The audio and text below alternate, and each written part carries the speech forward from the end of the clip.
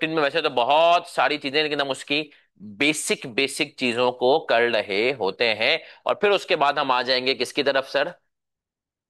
हाँ, कंसोलिडेशन, और फिर उसके बाद हम सवाल की तरफ आएंगे। सही है सर? आ जाएं। ठीक है, तो अब हम आ जाएंगे सर। हमने कह दिया कि सबसे पहले हमारे पास जो है IFRS 15 की अगर हम बात करें, तो revenue from contract with customers या अदर इनकम वगैरह को क्या कर देता है? साइड कर देता है। सही है सर? इसने डिफरेंट को रिप्लेस किया, स्टैंडर्ड्स वगैरह को। ठीक है।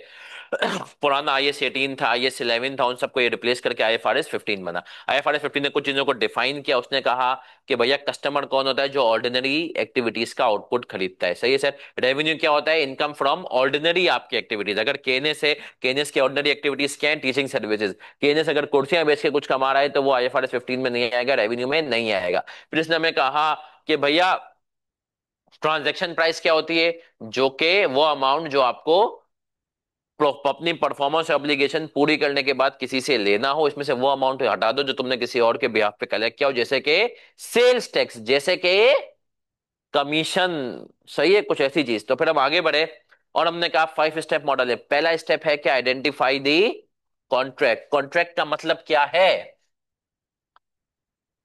हाँ, कॉन्ट्रैक्ट का मतलब है कि आपका जो है 5 बातें उसके अंदर होनी चाहिए। Contract can be written, can be oral, can be implied. What is implied? कुछ कहे बगैर बात समझ लेना है ना। आंखों आंखों में इशारे हो गए, तुम हमारे, हम तुम्हारे हो गए। सही है सर? तो ये है इम्प्लाइड। आप चिप्स लेने गए, आपने 1 रुपए एक बात नहीं की, लेकिन आपने चिप्स का पैकेट लिया, खोला, खाया, अब आपको उसको पैसे 20-30 रुपए जो भी हैं वो देने हैं। ये इम्प्लाइड कॉन्ट्रैक्ट है। ठीक है सर? तो हमने कह दिया रिटर्न ऑर्डर इम्प्लाइड। 5 बातें कौन सी हैं कॉन्ट्रैक्ट की? सर सबसे पहली बात, अप्रूव्ड होना चाहिए। दूसरी बात के राइट्स आइडेंटिफाइड हो दोनों पार्टीज के। तीसरी बात, पेमेंट टर्म्स एंड कंडीशन में। चौथी बात, commercial, what is commercial substance? Commercial substance होता है कि प्रॉफिट मिलना चाहिए, अभी नहीं, फ्यूचर में, है ना। कभी कभी हम शुरू में लॉस मेकिंग कॉन्ट्रैक्ट करते हैं ना सर, लेकिन फ्यूचर में प्रॉफिट की उम्मीद में। पांचवी बात के हमने कहा पैसे मिलने की उम्मीद हो। जब तक ये 5-6 बातों पूरी नहीं होंगी, हम कॉन्ट्रैक्ट नहीं, हम आगे नहीं बढ़ सकते। परफॉर्मेंस ऑब्लिगेशन क्या होती है? परफॉर्मेंस ऑब्लिगेशन वो काम जिसके करने के पैसे मिले। परफॉर्मेंस ऑब्लिगेशन जो है हमारे पास, जो है उस सेलर के लिए भी अलग होनी चाहिए और बायर के लिए भी अलग होनी चाहिए। सेलर के लिए तो यूजुअली अलग होती है, बायर के लिए कब अलग होगी? जब वो उनसे अलग अलग बेनिफिट ले सकता हो। जैसे कि हमने एग्जाम्पलें पढ़ी थी। क्या एग्जाम्पलें पढ़ी थी? कि आपको लैपटॉप के साथ ये ग्रास फ्री मिल रहा है, आप दोनों से अलग अलग बेनिफिट ले सकते हैं। लेकिन अगर एक दीवार बनानी है तो बायर कहता है कि भैया दीवार में, सेलर तो कहेगा मैं ईंटें लेकर आ रहा हूं और मैं सीमेंट लेकर के आ रहा हूं, लेकिन उसके लिए अलग अलग काम है, बायर के लिए अलग अलग काम नहीं है। परफॉर्मेंस ऑब्लिगेशन जस्ट है, परफॉर्मेंस ऑब्लिगेशन अगले स्टेप्स को डिफाइन करती है ना सर। तो आपने परफॉर्मेंस ऑब्लिगेशन आइडेंटिफाई करनी है कि एक चीज है या एक से ज्यादा है। IFRS 15 का मेन कॉन्सेप्ट क्या है? There is no free lunch. फिर हम आगे बढ़ेंगे और आगे बढ़ते हुए हमने क्या पढ़ा सर? हमने आगे बढ़ते हुए पढ़ा कि हमारे पास ट्रांजैक्शन प्राइस। ट्रांजैक्शन प्राइस के अंदर शरारतें हैं। कितनी शरारतें हैं? 4। पहली शरारत, वेरिएबल पेमेंट। वेरिएबल पेमेंट है आपको भाई, टाइम पे काम किया तो लाख रुपए मिलेंगे और अगर टाइम पे काम नहीं किया तो 90,000। इसमें आपको अगर दो ही आउटकम है तो आपने किसकी तरफ जाना है? मोस्ट लाइकली की तरफ। लेकिन अगर दो से ज्यादा है तो एक्सपेक्टेड वैल्यू यूज करना है। दूसरा, हमने कहा कि सिग्निफिकेंट फाइनेंसिंग कंपोनेंट। इसके अंदर दोनों मेथड मेथड थे कि सर काम आज कर दिया, पैसे बाद में मिलेंगे। पैसे आज मिल गए, काम जुपिटर लिमिटेड वाला सवाल याद है सर? और उसके अंदर आपने कहा अगर काम आज कर दिया तो प्रेजेंट वैल्यू पे रिकॉर्ड कर लेंगे और बाद में इंटरेस्ट इनकम रहोगा।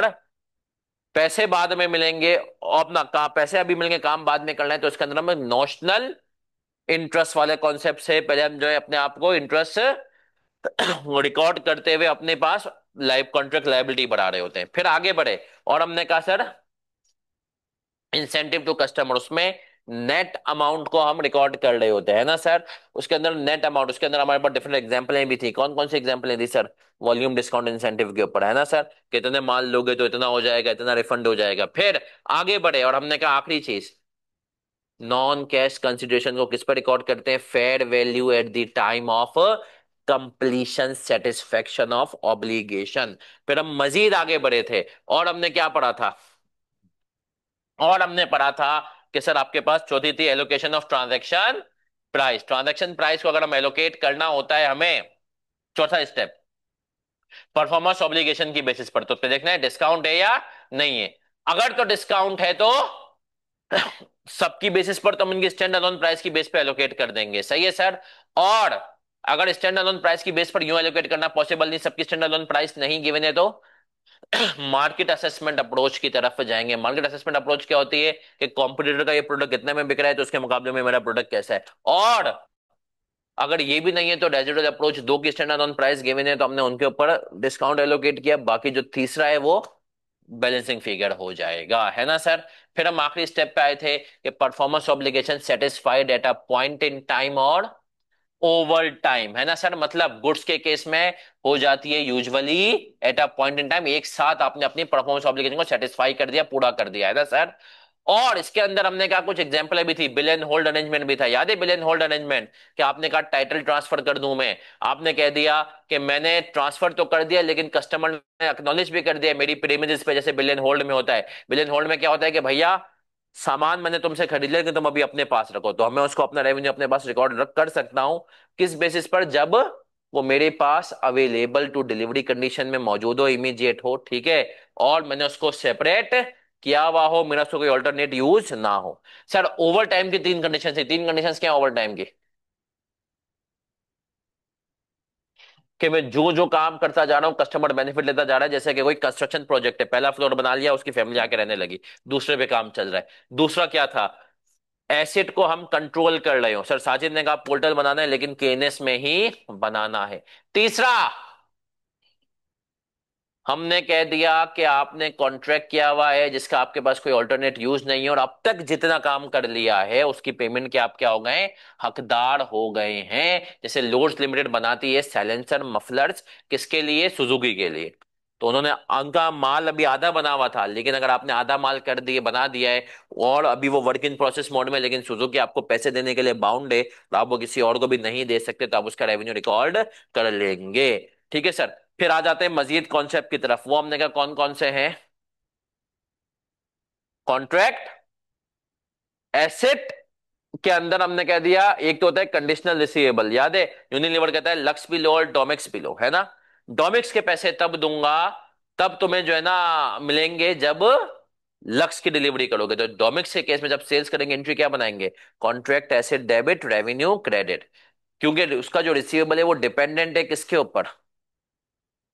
लक्स के ऊपर। किसके? लक्स की डिलीवरी के ऊपर। जब लक्स डिलीवर कर दोगे तब एंट्री बना दोगे receivable debit contract asset credit. Sir फिर हम मजीद और शदीद आगे बढ़े थे और हमने क्या पढ़ा था? हमने कहा था cost to contract cost, cost to obtain a contract, cost to obtain a contract के अंदर क्या चीज आ जाती है हमारे पास? Referral commission bonus to sales team. उसको किस पे अमोटाइज करना होता है? किस पे अमोटाइज करना होता है? उसको हमें कॉन्ट्रैक्ट की लाइफ पे अमोटाइज करना होता है। लेकिन अगर कॉन्ट्रैक्ट एक ही साल का है तो आप उसको एक साथ भी एक्सपेंस आउट कर दो, कोई मसला नहीं। Cost to fulfil a contract बहुत इंपॉर्टेंट कॉन्सेप्ट है। ये क्या कॉन्सेप्ट है? कि हमने कहा लॉन्ग टर्म कॉन्ट्रैक्ट है, अगर इसकी कॉस्ट, फॉर एग्जांपल तुमने क्रेन ले ली 5 साल के कॉन्ट्रैक्ट के लिए, वो तो IS 16 में जाएगी, सॉफ्टवेयर ले IS 38 में जाएगी। लेकिन अगर तुमने 5 साल के कॉन्ट्रैक्ट के लिए लेबर को आज ही से पूरी पेमेंट कर दी, अब उसको कोई स्टैंडर्ड डील नहीं करता, IFRS 15 ने कहा आपका भाई करेगा। उसने कहा कि मैं इसको कहता हूं contract cost, cost to obtain a contract. इसको आज आप अपने पास जो है कॉस्ट, कॉन्ट्रैक्ट कॉस्ट एसिड के तौर पे रिकॉर्ड करोगे और आहिस्ते आहिस्ते इसको क्या करोगे? अमोटाइज करोगे, है ना सर। फिर हमने कहा था कि सर इनपुट और आउटपुट मेथड जो होता है उसके अंदर हमारे पास दो मेथड होता है रेवेन्यू रिकॉग्निशन के ओवर टाइम में। इनपुट मेथड, इनपुट मेथड क्या होता है? कंपनी के अंदर से आप मेथड निकालते हो, इसका फॉर्मूला स्टेज ऑफ कंप्लीशन कैसे निकालते हो? Cost to date divided by estimated total cost multiply by 100। दूसरा इसका क्या होता है? आवर्स वर्क मेथड, है ना। इसी तरीके से कि भाई कितने घंटे लगने थे, अब तक कितने लग गए, फ्लोर्स कंप्लीशन, ये सब चीजें सही है। फिर हमने कहा आउटपुट मेथड यूजुअली क्या होता है हमारे पास, सर्वेयर को बुलाते हैं, वो आकर के बोलता है कि भैया इतना जो है काम कंप्लीट हो चुका है, ठीक है सर। और फिर उसकी बेसिस पर हम रेवेन्यू और कॉस्ट को रिकॉर्ड कर रहे होते हैं। IFRS 15 सर वैसे तो बहुत सारे एग्जांपल हैं, लेकिन मेजर मेजर कॉन्सेप्ट यही है। इसके बाद हमने कहा रिफंड लाइबिलिटी एग्जांपल है, उसके अंदर हम पहले, अच्छा कॉन्ट्रैक्ट लाइबिलिटी क्या होती है, advance from customer, advance from customer, इसको हम क्या कहते हैं, कॉन्ट्रैक्ट लाइबिलिटी। IFRS 15 की मेरी एक वैसे ही वर्कशॉप मौजूद है जिसके अंदर मैं डिफरेंट एग्जांपल्स को डिस्कस किया है यूट्यूब के ऊपर, किसी को कोई रिवाइज करना हो तो वो भी देख सकता है। अब कंसोलिडेशन करें या पास पेपर पे आ जाए, पास पेपर पे आ जाते हैं सर, उसको हम साथ साथ रिवाइज कर रहे, मतलब जो हमें पिछले अटेम्प्ट का पेपर करना है। तो तैयार हैं आप लोग?